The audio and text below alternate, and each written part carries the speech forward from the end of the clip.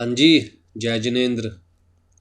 दोस्तों, ये legal aptitude की 7th क्लास है और हमने सबसे पहले कॉन्ट्रैक्ट एक्ट स्टार्ट किया था। उसकी ये 4th क्लास है। राइट गाइस, अगर प्रीवियस क्लासेस नहीं देखी है तो उन सारी क्लासेस को ज़रूर देखिएगा, तभी आपको सारा कंटेंट अच्छे से समझ में आएगा। अगर आप कोई भी क्लास मिस करते हैं स्पेसिफिकली लॉ के केस में, तो आगे वाली क्लासेस का कंटेंट समझ में नहीं आएगा।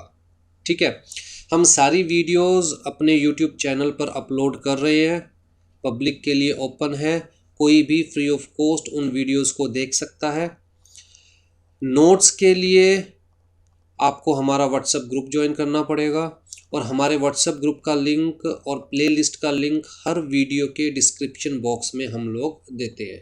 राइट, चलिए स्टार्ट करते हैं। कॉन्ट्रैक्ट एक्ट में अभी तक हम लोग ऑफर के एसेंशियल एलिमेंट्स को पूरा कर चुके हैं। राइट, तो we have to start with the acceptance. मैं दोबारा से एक बार आपको याद दिला दूं, हम लोगों ने अभी तक क्या पढ़ा है कि बेसिकली कॉन्ट्रैक्ट एक्ट 1872 है क्या, कब से एनफोर्सेबल था, इंडिया में कहाँ पर एप्लीकेबल है। उसके अलावा हमने इनिशियल स्ट्रक्चर के बारे में देखा और साथ में हमने डिस्कस किया कि एट प्रेजेंट कौन से पार्ट्स इफ़ेक्टिव है और कौन से पार्ट्स रिपील हो चुके हैं। फिर जी हम लोगों ने प्रोमिस की डेफिनेशन, एग्रीमेंट की डेफिनेशन, कॉन्ट्रैक्ट की डेफिनेशन, ये सारी हमने करी।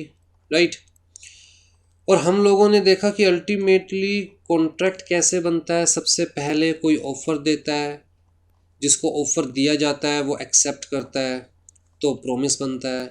प्रोमिस में अगर कंसीडरेशन हो तो एग्रीमेंट बनता है, और एग्रीमेंट बनाते हुए पार्टीज़ की इंटेंशन लीगल राइट्स या ऑब्लिगेशंस क्रिएट करने की हो तो कॉन्ट्रैक्ट बनता है। ठीक है जी। तो जी ऑफर से रिलेटेड सारे एसेंशियल एलिमेंट्स हम लोग पढ़ चुके हैं, सारी करेक्टरिस्टिक्स हम लोग डिस्कस कर चुके हैं ऑफ अ वैलिड ऑफर। आज ये जब एक्सेप्टेंस की बात करते हैं, हाँ जी, a contract emerges from the acceptance of an offer. Right, दोबारा से देखिए, जो ऑफर दे रहा है उसे हम बोलते हैं ऑफरर, और जिसको ऑफर मिल रहा है उसे हम बोलते हैं ऑफरी। राइट, अब इन भाई साहब का काम ऑफर देना है। जब तक ये भाई साहब मतलब ऑफरी ऑफर को एक्सेप्ट नहीं करेंगे तब तक वो प्रॉमिस में कन्वर्ट नहीं होगा। क्यों? क्योंकि offer plus acceptance is equal to promise. तो सबसे पहली स्टेज ही ऑफर एंड एक्सेप्टेंस है। राइट, तो a contract emerges from the acceptance of an offer. Acceptance is the act of assenting by the offeree. Offeree जब अपनी consent देता है कि हाँ मुझे ऑफर मंजूर है। ठीक है जी। तो सेक्शन 2B के अंदर हम लोगों ने प्रोमिस की डेफिनेशन पढ़ी थी, दोबारा से यहाँ पर रिपीट किया गया है। Section 2 clause B, section 2 clause B, when a person to whom the proposal is made signifies his assent thereto, the proposal is said to be accepted.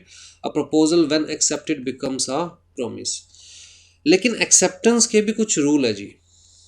सबसे पहला रूल क्या है वैलिड एक्सेप्टेंस के?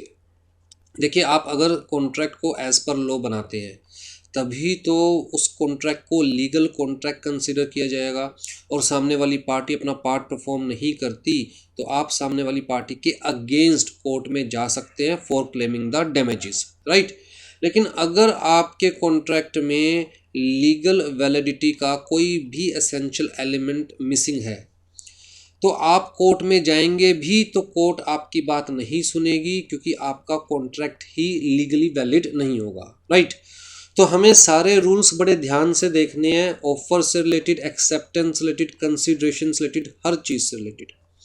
तो जी rules governing acceptance, acceptance must may be expressed और may be implied. तो जैसे हमने ऑफर के केस में पढ़ा था लास्ट क्लास में कि offer may be expressed may be implied, इसी तरह acceptance may be expressed may be implied. Expressed का मतलब हमने क्या देखा था कि expressed by words,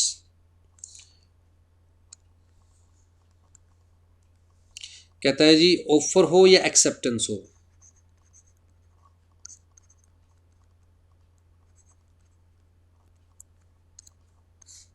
may be expressed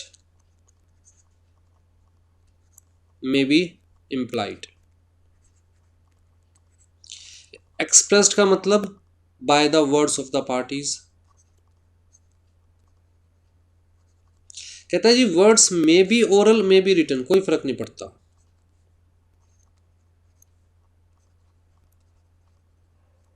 इसका मतलब ऑफर ओरल हो सकता है, the answer is yes. Acceptance oral हो सकती है, the answer is yes. Return हो सकता है, the answer is yes. Acceptance return हो सकती है, द आंसर इज यस। लोग की नज़रों में ओरल ऑफर भी उतना ही वैलिड है जितना रिटर्न ऑफर। इसी तरह ओरल एक्सेप्टेंस भी उतनी ही वैलिड है जितनी रिटर्न एक्सेप्टेंस, राइट। तो एक्सप्रेस्ड का मतलब where parties are expressing their intention in the words, ठीक है। इम्प्लाइड का मतलब by the conduct of the parties.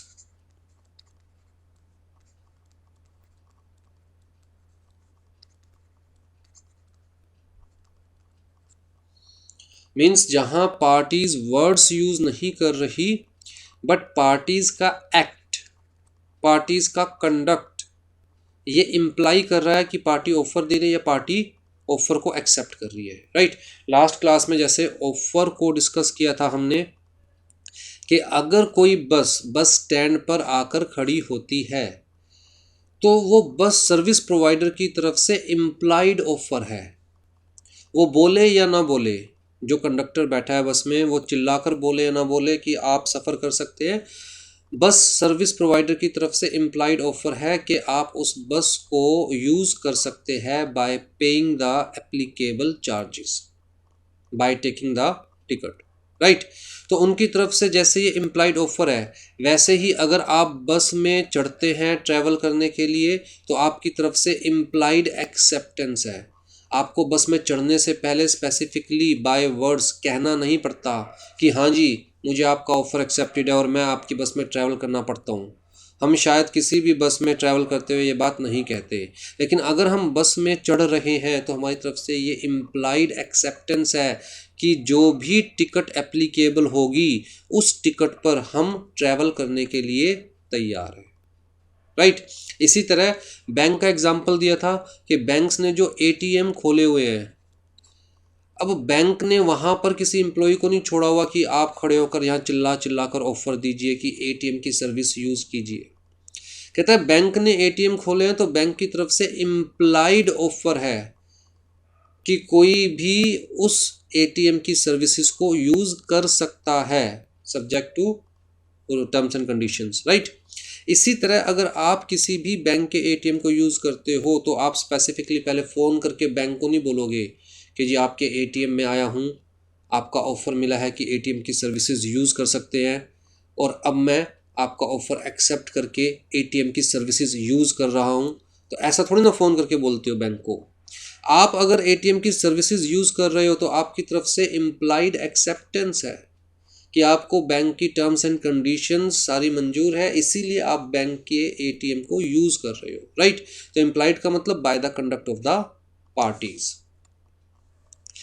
If a particular method of acceptance is prescribed, the offer must be accepted in the prescribed manner. तो जी हम लोगों ने lapse of offer के case में भी ये पॉइंट डिस्कस किया था, बैंक का एग्जांपल लिया था। अगर मैं बैंक में जाता हूँ, अच्छा एक बहुत इंपॉर्टेंट पॉइंट है जो मैं आपको बताना चाहता हूँ, पता नहीं आपके इस रेफरेंस बुक में आगे डिस्कस किया हुआ या नहीं किया हुआ। देखिए 3 स्टेजेस होते हैं।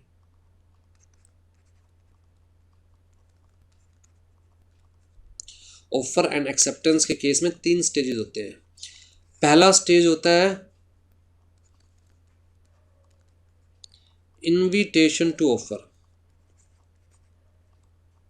दूसरा स्टेज होता है ऑफर, तीसरा स्टेज होता है एक्सेप्टेंस, ठीक है। तो किसी भी प्रोसेस को आप मैक्सिमम 3 स्टेजेस में डिवाइड कर सकते हैं। ऑफर एक्सेप्टेंस वाले प्रोसेस को 3 स्टेजेस में डिवाइड कर सकते हैं। अगर सिर्फ 2 ही स्टेज में डिवाइड कर पा रहे हैं तो इसका मतलब पहला स्टेज ऑफर होगा, दूसरा स्टेज एक्सेप्टेंस होगा।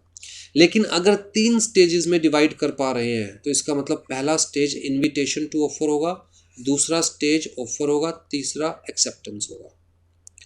इनविटेशन टू ऑफर क्या होता है? कहता है जी इनविटेशन टू ऑफर का मतलब जहां पर मैं सामने वाले को ऑफर नहीं दे रहा बल्कि सामने वाले को इनवाइट कर रहा हूं कि आप आओ और मुझे ऑफर दो। मैं सामने वाले को ऑफर नहीं दे रहा बल्कि इनवाइट कर रहा हूं कि आप मुझे ऑफर दो, फिर मेरी मर्जी मैं एक्सेप्ट करूंगा या नहीं करूंगा। राइट। जैसे कि अगर मैं बैंक में जाता हूं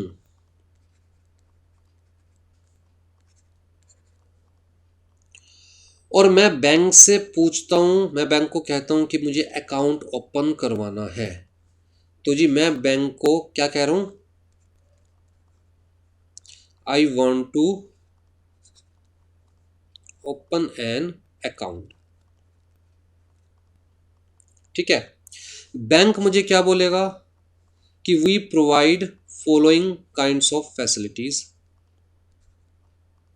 या यू कैन ओपन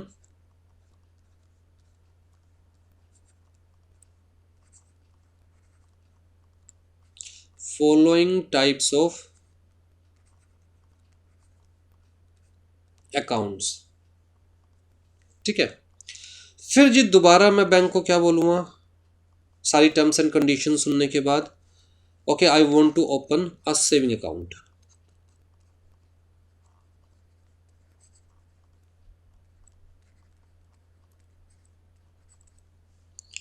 अब यहां पर सारी कन्वर्सेशन को हम 3 स्टेजेस में डिवाइड कर सकते हैं। पहला, जब मैंने बैंक को कहा I want to open an account, यहां मैं बैंक को ऑफर नहीं दे रहा, मैं बैंक को कह रहा हूं कि मैं आपकी सर्विसेज लेना चाहता हूं, आप मुझे ऑफर दीजिए। ठीक है। तो basically this is an invitation to offer.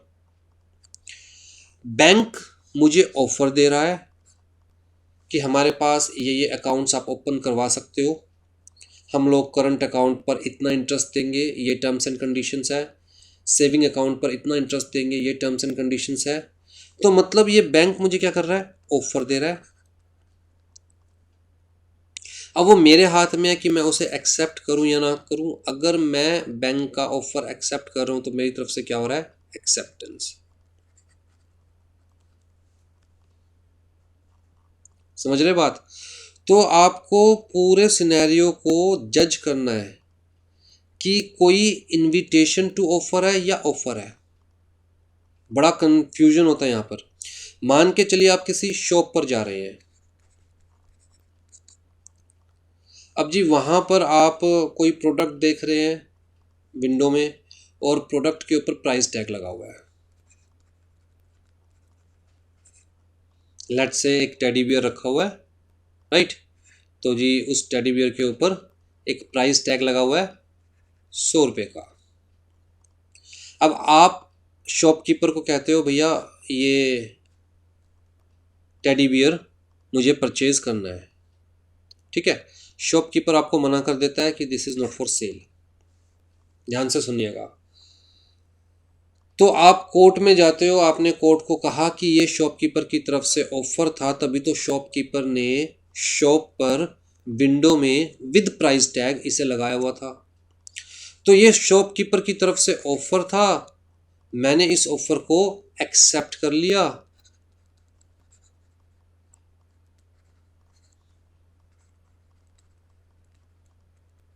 Acceptance by customer. तो जी ये तो एक वैलिड कॉन्ट्रैक्ट हो गया। अब शॉपकीपर मुझे मना नहीं कर सकता ये टेडी बियर देने से। तो कोर्ट ने कहा कि ये जो शॉपकीपर ने प्राइस टैग लगाकर कोई भी प्रोडक्ट डिस्प्ले पर रखा हुआ है, this is not an offer. This is not an offer. Court ने कहा this is invitation to offer. Shopkeeper invite कर रहा है पब्लिक को कि I am ready to negotiate this teddy bear at 100 rupees, कि मैं नेगोशिएट करने के लिए तैयार हूं, आप आओ और मुझे ऑफर दो। तो जी शॉपकीपर ऑफर नहीं दे रहा, शॉपकीपर आपको क्या कर रहा है? इनवाइट कर रहा है, this is invitation to offer. आप दुकान पे जाओगे और शॉपकीपर को ऑफर दोगे, मुझे वो टेडी बियर परचेज करना है, कितने का है, चाहे उस पर प्राइस टैग लगा हुआ फिर भी आप पूछोगे कितने का है, शॉपकीपर कहेगा 100 रुपीज का, तो आप शॉपकीपर को ऑफर दे रहे हो, आप कहोगे ठीक है I want to buy this teddy bear for 100 rupees. अब शॉपकीपर की मर्जी है वो उसे एक्सेप्ट करे या ना करे। तो जी जितने भी मेन्यू कार्ड्स होते हैं, किसी भी रेस्टोरेंट के अंदर खाना खाने जाते हो, किसी भी होटल में जाते हो, तो जो मेन्यू कार्ड है that is not an offer, that is invitation to offer. ठीक है, जो शॉप्स के ऊपर जितना भी सामान रखा होता है that is not an offer, that is invitation to offer. आप जाके ऑफर दोगे, फिर शॉपकीपर की, होटल ओनर की, रेस्टोरेंट ओनर की मर्जी है वो एक्सेप्ट करे या ना करे। इसी तरह बैंक में आप जाकर ऑफर दोगे, आप इनवाइट करोगे बैंक को, बैंक आपको ऑफर देगा, फिर आपकी मर्जी आप एक्सेप्ट करो या ना करो। सिमिलरली अगर कंपनी पब्लिक इशू लेकर आती है, आईपीओ के बारे में, एफपीओ के बारे में सुना है ना कि भाई ये कंपनी शेयर्स लेकर आ रही है मार्केट में, तो जी जो कंपनी मार्केट में शेयर्स लेकर आती है,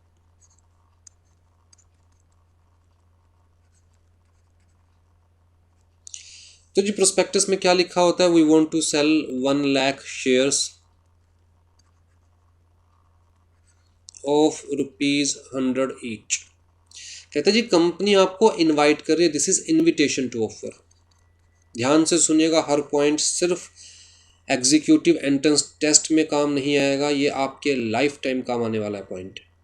कंपनी आपको इनवाइट कर रही है, आप कंपनी को ऑफर देते हो, तो जो एप्लीकेशन आप लगाते हो शेयर्स के लिए,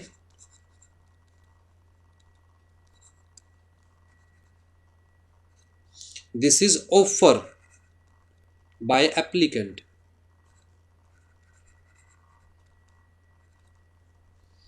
अब कंपनी की मर्जी है कंपनी से एक्सेप्ट करे या ना करे।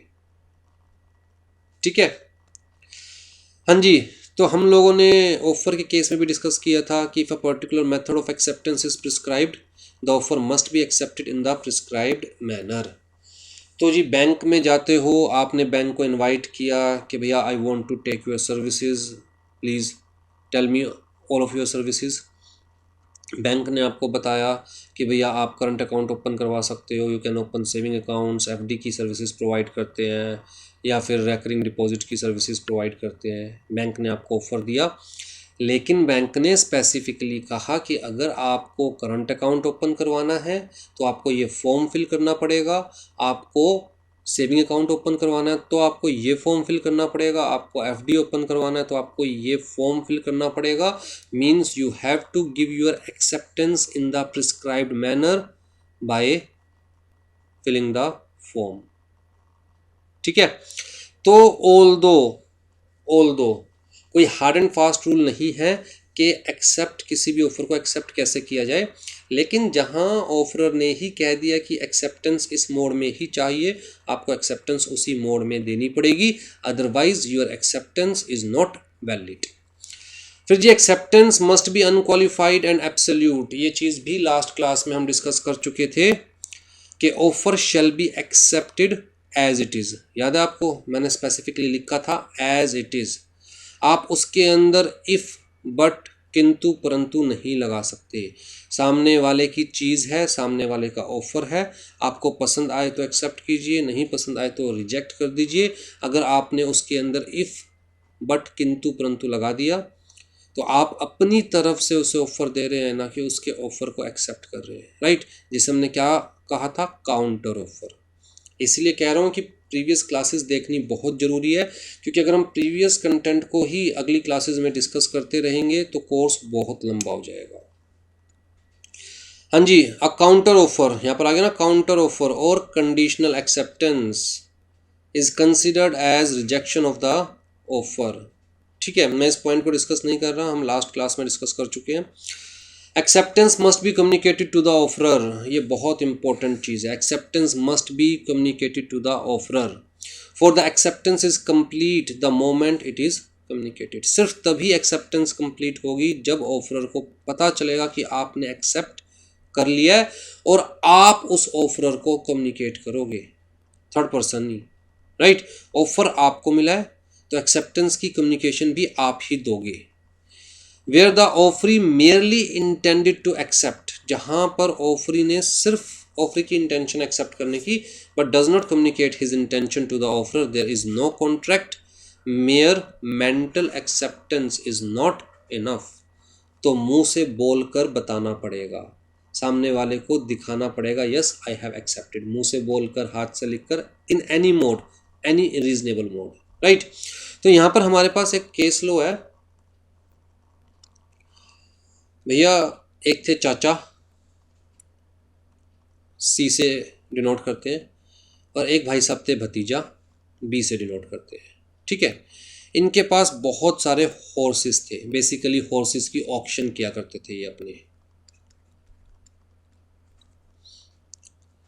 ठीक है जी। अब चाचा को भतीजे का कोई हॉर्स पसंद था, तो चाचा ने अपने भतीजे को ऑफर दिया कि ये वाला हॉर्स मैं परचेज करना चाहता हूँ, लेट्स से ₹400, ठीक है। अब भतीजे ने ऑल्दो अपनी कंसेंट, अपनी एक्सेप्टेंस कम्युनिकेट नहीं करी चाचा को, लेकिन मनी मन भतीजे ने सोचा चलो चाचा ने मांगा है दे देंगे, ठीक।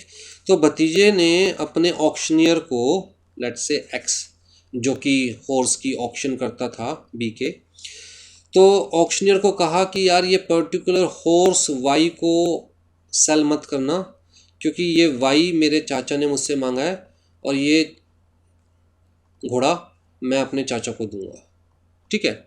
तो इसका मतलब बी की इंटेंशन थी ऑफर को एक्सेप्ट करने की, और मन ही मन बी ने ऑफर एक्सेप्ट कर भी लिया था, लेकिन ये बात चाचा को नहीं बताई।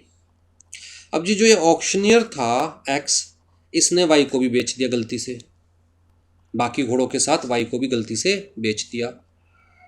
अब जी चाचा को ये बात बी ने तो नहीं बताई थी, लेकिन कहीं से पता चल गई थी चाचा को कि बी ने आपका ऑफर एक्सेप्ट कर लिया है, और बी कह रहा था कि वो घोड़ा तो मैं चाचा को ही दूंगा ₹100 में, ठीक। जब ऑक्शनियर ने वो वाई को भी बेच दिया तो चाचा को गुस्सा आया और चाचा ने कोर्ट में केस किया अगेंस्ट बी। चाचा ने कहा कि भैया ऑफर मैंने दी थी, एक्सेप्ट बी ने कर ली थी, तो ये क्या बन गया, वैलिड कॉन्ट्रैक्ट। और वैलिड कॉन्ट्रैक्ट का मतलब कि अब उस घोड़े पर मेरा हक था, बी ने उसे बेचा तो मुझे डैमेजेस चाहिए, ठीक है। कोर्ट ने कहा कि क्या बी ने आपको अपनी एक्सेप्टेंस कम्युनिकेट की थी। चाचा ने कहा कि बी ने डायरेक्टली कम्युनिकेट नहीं की थी, लेकिन मुझे कहीं और से पता चला था। कोर्ट ने कहा अगर आपको कहीं और से पता चला था तो that shall not be considered as valid acceptance, acceptance must be given by the offeree, ठीक है। Acceptance must be communicated by the offeree. तो यहाँ पर एक्सेप्टेंस वैलिड नहीं है तो कॉन्ट्रैक्ट वैलिड नहीं है, और आपके पास लीगली कोई राइट्स नहीं है फॉर क्लेमिंग द डैमेजेस, ठीक है। तो ऑफरी डायरेक्टली कम्युनिकेट करेगा एक्सेप्टेंस, अदरवाइज कहता है कोई वैलिड एक्सेप्टेंस कंसीडर नहीं की जाएगी, ठीक है जी। Mere silence on the part of offeree does not amount to the acceptance. याद है लास्ट क्लास में मैंने कहा था कि अगर मैं गुलाब का फूल लेकर मेट्रो स्टेशन के बाहर खड़ा हो जाऊं और आने जाने वाली हर लड़की को गुलाब का फूल दिखाऊं और साथ में अपना प्यार जताऊं, आई लव यू, और लड़की मुझे पागल समझकर आगे निकल जाए, तो कहता है कि किसी की साइलेंस को एक्सेप्टेंस कंसीडर नहीं किया जा सकता। Mere silence on the part of offeree does not amount to acceptance. अगर लड़की बिना कुछ बोले, मुझे गाली दिए बिना, मुझे थप्पड़ लगाए बिना चुपचाप मुझे पागल समझकर आगे निकल गई, तो मैं खुश नहीं हो सकता कि देखो मना नहीं किया तो एक्सेप्ट कर लिया। ऐसे तो एक दिन में मेरी 1000 गर्लफ्रेंड आराम से बन जाएगी, राइट। तो ordinarily the offeror can not frame this offer, his offer in such a way to make the silence और inaction of the offeree as the acceptance. Means we cannot frame an offer in such a way that अगर आपने कुछ नहीं कहा या आपने मना नहीं किया तो मैं समझूँगा आपकी एक्सेप्टेंस है। कहता है ऐसा पॉसिबल नहीं है, राइट। तो स्पेसिफिकली रिजेक्ट करने का मोड नहीं बताया जा सकता। एक्सेप्ट करने का मोड तो बताया जा सकता है कि आपको अगर एक्सेप्ट करना है तो ऐसे ही कीजिए, बट रिजेक्ट करने का मोड नहीं बताया जा सकता कि अगर आपको रिजेक्ट करना है तो स्पेसिफिकली आपको लिख के देना पड़ेगा, अगर आपने लिख के नहीं दिया तो मान लेंगे एक्सेप्टेंस, राइट। कहता है वो चीज़ पॉसिबल नहीं है, ठीक है जी। If the offer is one which is to be accepted by acted upon, कुछ ऐसा ऑफर है जिसकी एक्सेप्टेंस तभी मानी जाएगी जब आपने स्पेसिफिकली कोई काम किया है, तो उस केस में कम्युनिकेशन की रिक्वायरमेंट नहीं होती। लास्ट क्लास में हमने एक केस डिस्कस किया था, लाला जी का लड़का गुम हो गया था, राइट। तो अगर लाला जी का लड़का गुम हो गया, वो पब्लिकली अनाउंस कर रहे हैं कि जो मेरे बच्चे को ढूंढ के लाएगा उसे 1000 रुपये देंगे। कहता है यहाँ पर अगर हर कोई लाला जी को फ़ोन करके कहने लगा कि मुझे आपका ऑफ़र मिला और मुझे आपका ऑफ़र एक्सेप्टेड है और मैं आपके लड़के को ढूंढने जा रहा हूँ, तो लाला जी पहले ही बच्चे को लेके इतनी दुखी है, ऊपर से ये जो फ़ोन्स आएंगे। कहता है ऐसे केसेस के अंदर आपको स्पेसिफिक कम्युनिकेशन की ज़रूरत नहीं है। तो जनरल ऑफर्स के अंदर आपको स्पेसिफिक कम्युनिकेशन की ज़रूरत नहीं है। अगर आप एक्चुअल में ऑफ़र मिलने के बाद बच्चे को ढूंढने निकल पड़े तो मान के चला जाएगा कि आपने ऑफ़र एक्सेप्ट कर लिया है, और वो एक्सेप्टेंस आपको स्पेसिफिकली ऑफरर को कम्युनिकेट करने की ज़रूरत नहीं है, राइट। वही एग्जाम्पल यहाँ पर दिया हुआ है, यहाँ पर बच्चे की जगह कुत्ता गुम कर दिया इन्होंने। Acceptance must be given within the reasonable time, मैंने आपको बताया था, although no reasonable time is defined under contract act, क्योंकि हजारों तरह के कॉन्ट्रैक्ट्स बन सकते हैं, हर कॉन्ट्रैक्ट की अपनी टर्म्स, अपनी कंडीशंस, अपनी सिचुएशन हो सकती है, पार्टीज़ की अपनी सिचुएशन हो सकती है, राइट। पार्टीज़ अपने बीच में कुछ भी डिसाइड कर सकते हैं, तो हर कॉन्ट्रैक्ट के लिए, हर केस के लिए हम रीजनेबल टाइम डिफाइन नहीं कर सकते। तो कहता है it depends upon case to case, जब कोर्ट में बात जाएगी तो कोर्ट कंसीडर करेगी कि क्या रीजनेबल टाइम हो सकता है इस पर्टिकुलर केस में, ठीक है। अगर रीजनेबल टाइम में एक्सेप्टेंस नहीं दी अपनी तो ऑफर लैप्स हो जाएगा, मतलब ख़त्म हो जाएगा। ये बहुत इंपॉर्टेंट पॉइंट है, that acceptance never precedes an offer. Offer मिलने से पहले आप उसे एक्सेप्ट नहीं कर सकते। इसका मतलब अगर आप सामने वाले को लेट्स से लेटर लिख रहे हैं कि आप मुझे अपना घर 90 लाख में बेचने के लिए तैयार है, तो मुझे मेरी तरफ से एक्सेप्टेंस है, ठीक है। अब जी आप सामने वाले को ये नहीं कह सकते कि मुझे ऑफ़र दो और मेरी तरफ से एक्सेप्टेंस है। जब सामने वाला ऑफ़र देगा उसके बाद आपको दोबारा से एक्सेप्ट करना पड़ेगा। तो चाहे आपने पहले लिख दिया था मेरी तरफ से एक्सेप्टेड है, लेकिन वो एक्सेप्टेंस वैलिड नहीं है, ऑफ़र मिलने से पहले की एक्सेप्टेंस वैलिड नहीं है, ऑफ़र मिलने के बाद दोबारा से आपको एक्सेप्ट करना पड़ेगा। हाँ जी, कॉन्ट्रैक्ट्स ओवर टेलीफोन। टेलीफोन के केस में क्या दिक्कत है? मैं यहाँ से फ़ोन पर आपको ऑफ़र दे रहा हूँ, मुझे पता नहीं कि आपको एक्चुअल में ऑफ़र सुनाई दिया या नहीं सुनाई दिया। जो आपको सुनाई दिया स्पेसिफिकली वही मैंने कहा था या नहीं कहा था। लाइन में डिस्टरबेंस हो सकती है, नेटवर्क की दिक्कत हो सकती है, राइट। हो सकता है कि ऑफ़र सुनते हुए आपका ध्यान कहीं और हो, तो आपने मेरा ऑफ़र पूरा सुना ही नहीं। तो जी टेलीफोन के केस में एक सिंपल सा रूल यहाँ पर कहा गया, कहता है जी सामने वाला अगर ऑफ़र दे रहा है और आपको वो ऑफ़र एक्सेप्टेड है तो आप रिपीट करेंगे कि आपने मुझे ये ऑफ़र दिया है और मुझे ये एक्सेप्टेड है, राइट। तभी मान के चला जाएगा कि आपको ऑफ़र एग्जैक्टली सुनाई दिया, जो ऑफ़र मैंने दिया था वही ऑफ़र आपने एक्सेप्ट किया है। तो बेसिकली कन्फ्यूजन ना हो, बाद में जाके लीगल प्रॉब्लम्स ना हो, तो जी आप रिपीट करेंगे कि मुझे ये ऑफ़र मिला है और मुझे एक्सेप्टेड है, खाली ये नहीं कि मुझे एक्सेप्टेड है, right. If during the conversation the telephone lines go dead and the offerer does not hear the offeree's word of acceptance, there is no contract at that moment. If the whole conversation is repeated and offerer hears, whole conversation is repeated कि आपने मुझे ये offer दिया है और मुझे ये offer accepted है, तभी ऑफ़र कंप्लीट माना जाएगा, अदरवाइज़ ऑफ़र कंप्लीट नहीं माना जाएगा, क्योंकि एक्चुअल में किसी को नहीं पता कि ऑफरी को पूरा ऑफर सुनाई दिया भी है या नहीं सुनाई दिया, ठीक है जी। Intention to create legal rights, इस पैराग्राफ में हमारे पास डिस्कस करने के लिए कुछ भी नहीं है, क्योंकि हम बहुत अच्छे से प्रीवियस क्लासेस में इस चीज़ को डिस्कस कर चुके हैं कि जी अगर legal rights and obligations create करने की इंटेंशन ही नहीं है पार्टीज़ की, तो फिर उनके बीच में कोई कॉन्ट्रैक्ट नहीं हो सकता। स्लाइड में क्लियर कट मैंने आपको दिखाया था कि भैया एग्रीमेंट के साथ लीगल एनफोर्सेबिलिटी होनी ज़रूरी है, तभी उस एग्रीमेंट को कॉन्ट्रैक्ट कंसीडर किया जाएगा, अदरवाइज कॉन्ट्रैक्ट कंसीडर नहीं किया जाएगा। और लीगल एनफोर्सेबिलिटी का क्या मतलब है जी? कहता है जी intention of parties to create legal rights and obligations, पहली चीज़। और दूसरी चीज़ कहता है कि that contract shall be legal in the eyes of law, means having all the essential elements as specified under section 10 of contract act, right. आ जाओ जी, कंसीडरेशन बहुत इंपॉर्टेंट पार्ट है कॉन्ट्रैक्ट एक्ट का, और एग्जाम्स में से क्वेश्चन जरूर एक्सपेक्ट कीजिएगा इस पार्ट में से। कंसीडरेशन थोड़ा टेक्निकल भी है, समझने की कोशिश कीजिएगा। हमने अभी तक क्या डिस्कस किया है?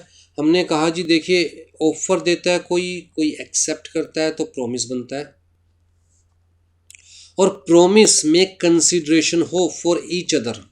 प्रॉमिस तो हम लोग कर लेते हैं लव में, अफेक्शन में, रिस्पेक्ट में, लेकिन अगर प्रॉमिस में कंसीडरेशन भी हो, सामने वाले से कुछ उम्मीद भी की जा रही हो, मैं सामने वाले को कुछ प्रॉमिस कर रहा हूँ, बदले में उससे कुछ चाहता भी हूँ, तो that is not in love, affection और रिस्पेक्ट। यहाँ पर मैं सौदा कर रहा हूँ, राइट। बदले में कुछ चाहता हूँ तो मैं सौदा कर रहा हूँ। तो जब कंसीडरेशन होगी तभी प्रॉमिस को एग्रीमेंट कहा जाएगा। अगर कंसीडरेशन नहीं होगी तो प्रॉमिस है, और वो प्रॉमिस एग्रीमेंट नहीं बन पाया। अगर एग्रीमेंट ही नहीं बन पाया तो कॉन्ट्रैक्ट तो बनने का मतलब ही नहीं, राइट। तो consideration is one of the most important essential element of a contract, ठीक है।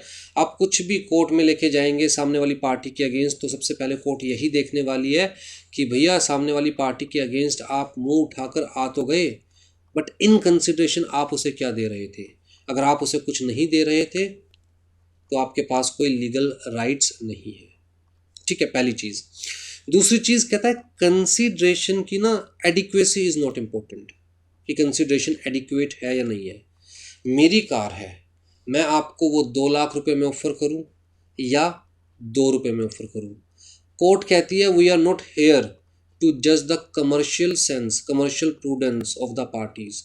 पार्टीज को अपनी कमर्शियल प्रूडेंस खुद लगाने दो, अपनी इंटेलिजेंस खुद लगाने दो।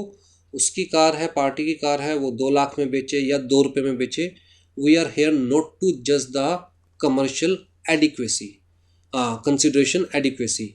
एडिक्वेसी होनी चाहिए, मतलब कंसिडरेशन होनी चाहिए, एडिक्वेसी इज नॉट रिक्वायर्ड, चाहे वो कंसिडरेशन एडिक्वेट है या नहीं है, पहली चीज।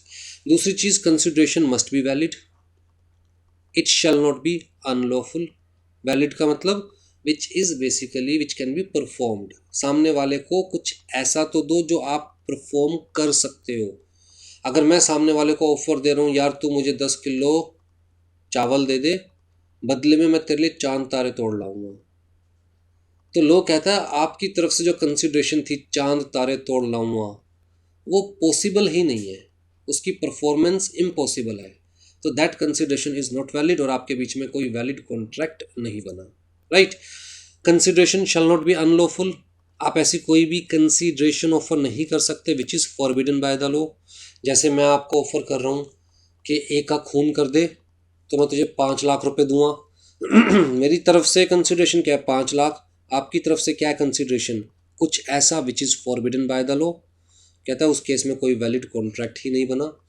तो मैं सामने वाले को 5 लाख दे देता हूँ, बदले में उसने खून नहीं किया, तो मैं उसके अगेंस्ट कोर्ट में नहीं जा सकता कि मेरे पैसे वापस दिलवाओ। मैं सामने वाले को 5 लाख रुपए दे देता हूँ कि भैया नौकरी लगवा दे, ब्राइब, राइट, और सामने वाले ने पैसे भी खा लिए और नौकरी नहीं लगवाई, तो मैं उसके अगेंस्ट कोर्ट में नहीं जा सकता कि मेरे पैसे वापस दिलाओ, क्योंकि अगर कंसिडरेशन इलीगल है तो कॉन्ट्रैक्ट बनने का तो कोई मतलब ही नहीं, कोई सवाल ही नहीं, बल्कि कोर्ट आपको और जेल का रास्ता दिखा सकती है। हाँ जी, Consideration is one of the essential elements of a valid contract. The requirement of consideration stems from the policy of extending the arms of the law to the enforcement of mutual promises of the parties. तो बड़ी complex सी line दे रखी है, लेकिन मतलब वही है कि without consideration there is no valid contract. A mere promise is not enforceable at law. For example, A promises to make gift of rupees 500 to B. तो जी ए ने अपनी गर्लफ्रेंड बी को 500 रुपये का गिफ्ट देने के लिए प्रोमिस किया था, ठीक है. लेकिन बाद में ए अपना प्रोमिस परफॉर्म नहीं कर पाया. गर्लफ्रेंड ने कोर्ट में केस कर दिया अगेंस्ट ए कि इसने प्रोमिस किया था मुझे गिफ्ट देने का, इसने गिफ्ट नहीं दिया, तो 2-4 दिन जेल की हवा खिलाओ. तो कोर्ट ने कहा बदले में इन कंसिडरेशन आप ए को क्या देते. कह रही कुछ नहीं, ए को झेल रही हूँ, थोड़ी बड़ी बात है. कोर्ट ने कहा without consideration there is no agreement, right. तो आपके पास कोई लीगल राइट नहीं है ए के अगेंस्ट केस फाइल करने का. अब यहाँ पर जो मैं बताने जा रहा हूँ वो ज़्यादा इम्पोर्टेंट है कि अगर ए ने बी को ये गिफ्ट दे दिया, एक बार आपने किसी को गिफ्ट दे दिया, फिर आप उसे वापस नहीं ले सकते. फिर आप कोर्ट में जाके ये नहीं कह सकते कि सामने वाले ने मुझे कोई कंसिडरेशन नहीं दिया था तो मेरा गिफ्ट वापस दिलवाओ, ठीक है. अगर किसी मंदिर में खड़े होकर मैं कह रहा हूं कि मैं मंदिर को 1 लाख रुपए की डोनेशन दूंगा, कहता that is not legally enforceable. मंदिर वाले मेरे अगेंस्ट केस फाइल नहीं कर सकते वो डोनेशन लेने के लिए, क्योंकि बदले में मुझे कुछ नहीं दे रहे मंदिर वाले, राइट, सिवाय दुआओं के, जो कि कोर्ट की नज़रों में is not a valid consideration. लेकिन अगर मैंने 1 लाख रुपए मंदिर को डोनेट कर दिया तो फिर मैं वापस नहीं मांग सकता, ठीक है जी. तो एक बार गिफ्ट आपने परफॉर्म कर दिया then you cannot demand it back. And subsequently, अच्छा चलो ये तो हमने डिस्कस कर लिया. It is only when a promise is made for something in return. Something in return बहुत इंपॉर्टेंट है. कहता है adequacy is not required, something is required. This something may be adequate, may be not adequate, right. Consideration legal होनी चाहिए, consideration unlawful नहीं होनी चाहिए, consideration possible होनी चाहिए, लेकिन adequate होना हो कोई फर्क नहीं पड़ता.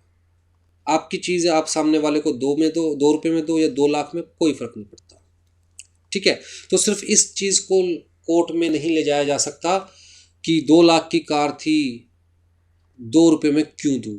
अगर आपने देने के लिए प्रॉमिस किया था 2 रुपये में तो भैया आपको देनी पड़ेगी, ये वैलिड कॉन्ट्रैक्ट है और अब आप पीछे नहीं हट सकते, ठीक है जी. कंसिडरेशन को कैसे डिफाइन किया हुआ है फ्रेडरिक पोलक ने, सर फ्रेडरिक पोलक ने. कहता है एज एन एक्ट और फॉरबियरेंस ऑफ वन पार्टी और the promise thereof is the price for which the promise of the other is bought. तो एक्ट और फॉरबियरेंस, कुछ करना भी किसी के लिए, कुछ ना करना भी किसी के लिए, दोनों ही कंसिडरेशन हो सकती है. लास्ट क्लास में मिठाई की दुकान के एग्जाम्पल से मैंने समझाया था कि भैया कुछ करना भी ऑफर हो सकता है, कुछ ना करना भी ऑफर हो सकता है, और आपका ऑफर ही तो सामने वाले के लिए कंसिडरेशन है, सामने वाले की एक्सेप्टेंस ही तो आपके लिए कंसिडरेशन है, right. It is some right, interest, profit or benefit accruing to one party for or some forbearance. कुछ ना करना, नुकसान सहना. अगर मैं आपको कुछ ऑफर कर रहा हूँ कि मैं आपके लिए ये नुकसान सहूँगा, बदले में आपको ये काम करना पड़ेगा, तो इवन नुकसान सहना भी मेरी तरफ से कंसिडरेशन कंसीडर की जा सकती है. रिस्पॉन्सिबिलिटी लेना भी मेरी तरफ से कंसिडरेशन कंसीडर की जा सकती है, राइट. अब जैसे मान के चलो बेबी सिटिंग के लिए मैंने किसी को अपॉइंट किया अपनी डॉटर के लिए, तो वो रिस्पॉन्सिबिलिटी ले रही है, that is consideration for me. मैं उसे पैसे दूंगा, that is consideration for her, ठीक है. आ जाइए जी, 2D ने डिफाइन किया है कंसिडरेशन को, और डेफिनेशन बहुत इंपॉर्टेंट है, बड़े ध्यान से देखिएगा, डेफिनेशन का हर पार्ट हम लोग डिफाइन करेंगे. तो 2D कहता है when at the desire of the promisor. एक एक पॉइंट को मैं अलग से लिखता जा रहा हूं। एट द डिजायर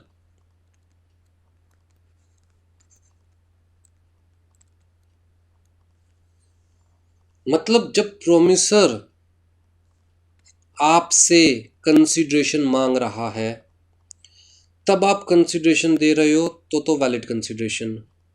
लेकिन बिना मांगे सामने वाले को कुछ दे रहे हो तो उसके ऊपर कोई एहसान नहीं, तब आप कोर्ट में उसके अगेंस्ट जाकर खड़े नहीं हो सकते। तो consideration shall be eight the desire of the other person. ठीक है, eight the desire of the promisor. अब मैं यहाँ पर बड़ा सिंपल सा एग्जांपल देता हूँ इसका। मान के चलो मिस्टर ए के घर में आग लगी है। ठीक है जी, आप खड़े होकर देख रहे हो कि मिस्टर ए उस आग को बुझाने के लिए बड़ी कोशिशें कर रहे हैं। अब मिस्टर ए के बिना बुलाए आप उनकी हेल्प करने जाते हो। यहाँ आप पार्टी की बात नहीं कर रहा, आपकी बात कर रहा हूँ। तो मिस्टर ए को के बिना बुलाए आप हेल्प करने जाते हो। आप आग बुझाने में पूरी हेल्प करते हो, जिसमें आपके कपड़े भी थोड़े से जल जाते हैं, आपके हाथ भी जल जाते हैं, थोड़ी सी चोट भी आपको लगती है। ठीक है, आग बुझने के बाद आप मिस्टर ए से कहते हो कि भैया ये जो मेरा नुकसान हुआ है, कपड़े जल गए या मेरे हाथ जल गए, चोट लगी है, तो उसकी भरपाई के लिए थोड़े से पैसे दे दो, 5,000 रुपये दे दो, ताकि मैं अपने कपड़े ठीक करवा सकूं और अपना जो इलाज है वो करवा सकूं। ए भाई साहब देने से मना कर देते हैं। ए भाई साहब बड़ी सिंपल सी बात कहते हैं, भाई मैंने बुलाया था तो अपने आप ही आया था ना आग बुझाने, मैंने तो नहीं बुलाया। अब जी आपको बड़ा गुस्सा आता है कि एक तो ऐसे टाइम पर आपने हेल्प करी और उसमें जो आपको लॉस हुआ वो ए देने से भी मना कर रहा है। तो आप कोर्ट में जाते हो, कोर्ट भी यही बात कहती है कि किसी ने बुलाया था। अगर जन सेवा करने का मूड है, अगर किसी की हेल्प करने का मूड है, तो भैया इन रिटर्न कुछ भी एक्सपेक्ट मत कीजिए।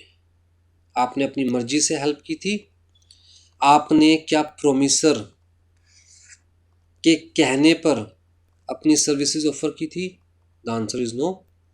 तो आप अब मिस्टर ए से कुछ भी डिमांड नहीं कर सकते, आपके बीच में कोई कॉन्ट्रैक्ट नहीं हुआ है। ठीक है, आपकी जो कंसिडरेशन है दैट इज नॉट वैलिड, क्योंकि consideration is not at the desire of mister A. हाँ जी, when at the desire of promisor the promisee और एनी अदर पर्सन।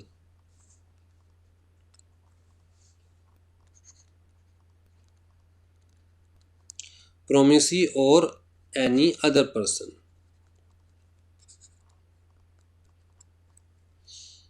इसका मतलब consideration may be given by the promisee और may be given by the other person. जैसे आप मेरे institute में आते हो कोचिंग लेने के लिए, तो उस कोचिंग के लिए आप दो कंसिडरेशन तो भी वैलिड, आपके बिहाफ पर आपके पेरेंट्स दे तो भी वैलिड, राइट। तो प्रोमिसी और any other person has done और अब्सटेन्ड फ्रॉम डूइंग, कुछ किया है या कुछ नहीं किया। डज और अब्सटेन्ड फ्रॉम डूइंग, कुछ किया था या कुछ नहीं किया था। प्रोमिसेस टू डू और अब्सटेन फ्रॉम डूइंग, कुछ करने का प्रॉमिस कर रहे हो या कुछ नहीं करने का प्रॉमिस कर रहे हो। तो कहने का मतलब कहता है जी promise sorry consideration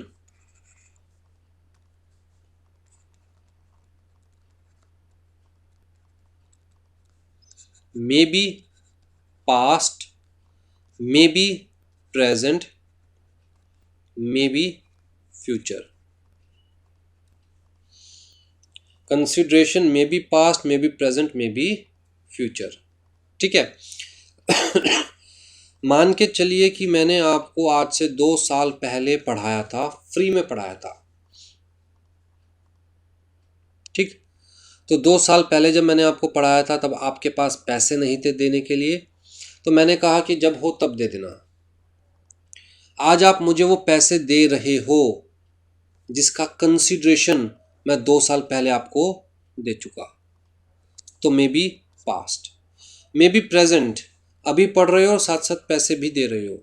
may be future, अभी पढ़ रहे हो लेकिन पैसे आप बाद में दोगे, राइट। तो यहाँ पर अगर मेरी कंसिडरेशन पास्ट कंसिडरेशन थी तो आपकी कंसिडरेशन क्या बन गई, फ्यूचर, क्योंकि पढ़ाया मैं 2 साल पहले था, पैसे 2 साल बाद दे रहे हो, राइट। तो consideration may be past, may be present, may be future. Such act और एब्सटेनेंस और promise is called consideration for the promise. तो कुल मिलाकर एक पॉइंट और ऐड करते हैं यहाँ पर कि consideration may be to do something और नॉट टू डू समथिंग।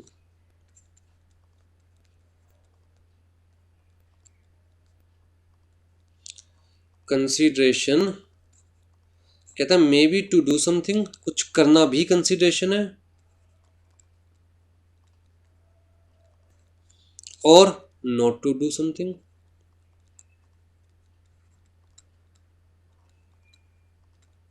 कुछ ना करना भी कंसिडरेशन हो सकती है। ठीक, आ जाइए जी। The fundamental principle that consideration is essential in every contract is laid down by both definitions, but there are some important points of difference. चलिए जी, इंपॉर्टेंट पॉइंट देख लेते हैं। Consideration at the desire of promisor, I think ये चीज़ मैं आपको बहुत अच्छे से समझा चुका हूँ, एग्जाम्पल भी मैं आपको अच्छे से समझा चुका हूँ। ठीक है, जो काम हम सामने वाले के लिए बिना किसी कंसिडरेशन के करते हैं, मतलब एक तरह से चैरिटी कह लीजिए, दान कह लीजिए, डोनेशन कह लीजिए, जन सेवा कह लीजिए, कुछ भी कह लीजिए, गिफ्ट कह लीजिए, तो उस काम को बोला जाता है कि वो काम हमने ग्रेचुअसली किया है, वो काम हमने ग्रेचुअसली किया है। ठीक है, तो अगर आपसे पूछा जाए व्हाट इज़ ग्रेचुअस वर्क या व्हाट इज़ ग्रेचुअस एफर्ट्स, तो इसका मतलब जहां आप सामने वाले से बिना किसी चीज़ की उम्मीद करे काम कर रहे हो, दैट इज़ ग्रेटिट्यूस, राइट। यहीं से वर्ड आया था हमारे पास ग्रेचुटी, यहीं से क्या वर्ड आया था, gratuity. At the time of retirement gratuity मिलती है ना, तो ग्रेचुटी किस चीज़ के लिए होती है, अब तो आप रिटायर हो रहे हो, आप कोई काम नहीं करोगे, फिर भी ग्रेचुटी क्यों दी जा रही है, पास्ट लॉयल्टी के लिए, जो आपने लॉयली काम किया है किसी भी कंपनी के लिए, तो उसके पॉइंट ऑफ व्यू से अब आपको ग्रेटिट्यूसली आपकी कंपनी ग्रेचुटी देती है। ठीक है, कंसिडरेशन में मूव फ्रॉम प्रोमिसी और प्रोमिसर, वो चीज़ हम डिस्कस कर चुके हैं बहुत अच्छे से। अच्छा, यहाँ पर एक ना एमसीक्यू क्या है कि इंडिया में तो कंसिडरेशन में मूव फ्रॉम प्रोमिसी और एनी अदर पर्सन, लेकिन इन इंग्लिश लॉ इंग्लैंड में कहता है consideration must move from the promisee. England के अंदर consideration must move from the promisee, किसी के नाम की कंसिडरेशन कोई और नहीं दे सकता। So the stranger to consideration, stranger to consideration का मतलब कि कोई और person cannot sue on the contract, a stranger to consideration cannot sue on the contract. तो जी, जब आप मेरे पास पढ़ने आए तो आपके पेरेंट ने कंसिडरेशन दी, मान के चलते हैं, ठीक, लेकिन क्योंकि कंसिडरेशन आपके पेरेंट ने दी थी तो आप क्या हो गए, स्ट्रेंजर टू कंसिडरेशन। जिसने कंसिडरेशन दी उसके अलावा बाकी सब क्या, स्ट्रेंजर टू कंसिडरेशन। चाहे वो कंसिडरेशन आपके लिए दी गई थी, बट आप क्या, स्ट्रेंजर टू कंसिडरेशन, क्योंकि कंसिडरेशन आपके पेरेंट्स ने दी थी। आपके पेरेंट्स ही मेरे ऊपर केस फाइल कर सकते हैं, आप मेरे ऊपर केस फाइल नहीं कर सकते, as per English law, England में जो लॉ है उसके अकॉर्डिंग। इंडिया में कहता है जी इवन स्ट्रेंजर टू कंसिडरेशन में फाइल केस, मतलब आपके पेरेंट्स भी कर सकते हैं मेरे ऊपर केस, और आप भी चाहो तो कर सकते हो, राइट। करना मत कभी, समझाने के लिए बता रहा हूं। ठीक है जी, तो यहां पर ना एक केस दिया हुआ है, सर ये केस लॉज के नाम याद रखने पड़ेंगे, डेफिनेटली याद रखने पड़ेंगे एमसीक्यू के पॉइंट ऑफ व्यू से। आ जाओ जी, केस को समझते हैं। बहुत ही इंटरेस्टिंग केस है। एक लेडी थी और काफ़ी रिच थी,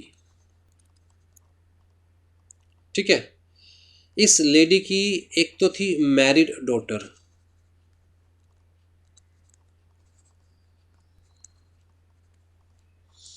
और इस लेडी का एक था ब्रदर, और दुनिया में बेचारी का कोई नहीं था। तो जी लेडी की हालत ठीक नहीं थी, किसी भी टाइम ऊपर वाले को प्यारी हो सकती थी। तो लेडी अपनी सारी जायदाद अपनी बेटी के नाम करना चाहती थी, लेकिन साथ साथ अपने भाई का भी ख्याल आ रहा था कि कुछ ना कुछ तो अपने भाई को भी देखे जाऊं। तो लेडी ने अपनी डॉटर को कहा कि ठीक है, मैं अपनी सारी जायदाद, अपनी सारी प्रॉपर्टी आपके नाम कर रही हूँ, सब्जेक्ट टू द कंडीशन कि आप मेरे ब्रदर को उस प्रॉपर्टी में से लेट से 10,000 रुपीज़ पर मंथ देते रहोगे जब तक मेरे ब्रदर जिंदा है, ठीक है, ताकि इनको भी कुछ ना कुछ मेरी प्रॉपर्टी में से मिलता रहे। तो जो डॉटर थी उस वक्त तो एग्री कर लिया कि चलो 10,000 रुपये महीना मैं मामा जी को देती रहूँगी, मामा लगे ना, मैं मामा जी को देती रहूँगी आपकी प्रॉपर्टी में से, आप मेरे नाम तो करो सारी प्रॉपर्टी। तो लेडी ने सारी प्रॉपर्टी अपनी डॉटर के नाम कर दी। कॉन्ट्रैक्ट किसके बीच में हुआ? लेडी और डॉटर के बीच में। ये भाई साहब कौन है? ये भाई साहब स्ट्रेंजर। कॉन्ट्रैक्ट के पॉइंट ऑफ व्यू से भाई साहब कौन है? स्ट्रेंजर। इनकी तरफ से क्या डॉटर को कोई कंसिडरेशन जा रही है? कहता है जी नो कंसिडरेशन।